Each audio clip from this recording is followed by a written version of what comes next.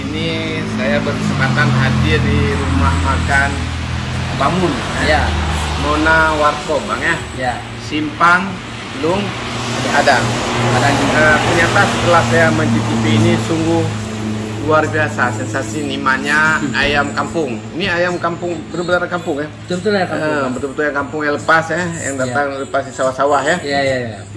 Rasanya bagi pencinta kuliner ini sensasi yang luar biasa, nikmat, renyah dengan perpaduan daun kari, kalau dalam bahasa Aceh untumurui. Iya. Ada campuran bawang, apa lagi Bang?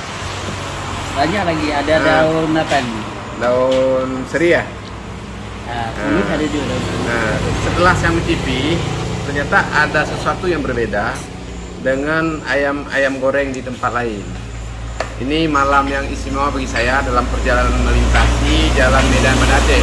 Karena tujuan kami ingin ke wilayah timur sana, ternyata terpaksa kami pertama hanya mencoba. Setelah kita mencoba, ternyata ingin kembali dan kembali. Mudah-mudahan esok lusa saya bisa datang lagi kemari Bang Mun. Alhamdulillah. Mudah-mudahan Bang Mun Amin, amin. saya terus. Ya, oke Bang Mun ya. Oke. Terima kasih Pak. Ya.